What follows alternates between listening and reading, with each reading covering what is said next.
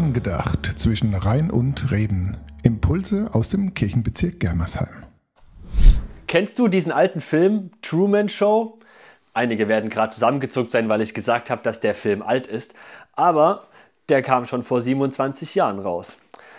In diesem Film geht es darum, dass Truman, das ist der Vorname von der Hauptfigur, in einer Fernsehserie lebt, ohne es zu bemerken. So ein bisschen nach dem Motto, versteckte Kamera, aber halt nicht nur einen Moment, sondern sein ganzes Leben. Die Stadt, in der er lebt, ist ein riesiges Filmstudio.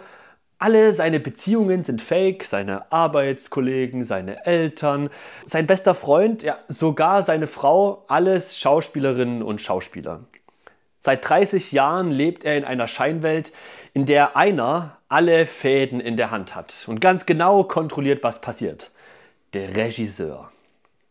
Wir haben diesen Film am Wochenende bei unserem Open-Air-Filmabend in Sondernheim geguckt.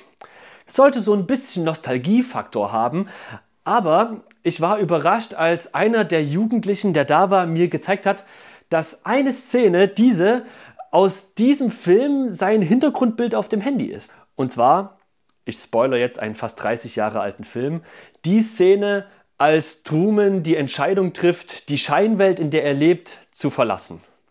Denn Truman stellt im Laufe des Films fest, dass er in einer Fernsehserie lebt. Und er segelt ans Ende des riesigen Studios und kurz bevor er einen Notausgang nach draußen gehen will, spricht ihn der Regisseur direkt an.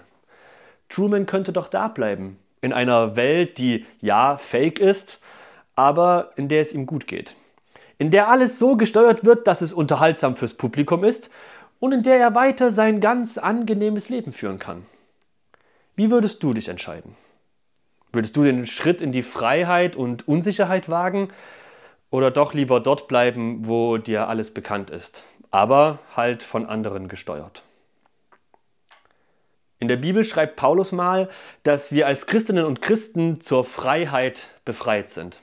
Ja, Freiheit bedeutet, Verantwortung für unser Leben zu bekommen und das kann schon manchmal herausfordernd sein. Aber ich glaube, dass der zur Freiheit befreit, nämlich Jesus, uns durch dieses eigenverantwortliche Leben begleitet. Aber halt nicht so wie ein Regisseur, der alles kontrolliert, sondern wie ein guter, liebevoller Freund, dem ich wichtig bin. Deshalb will ich mutig diese Freiheit annehmen. Und vielleicht hat deshalb der Jugendliche dieses Bild als Hintergrund auf seinem Handy. Denn das ist der Moment, in dem Truman entscheidet, ich will ein selbstständiges Leben führen. Angedacht zwischen Rhein und Reben. Impulse aus dem Kirchenbezirk Germersheim.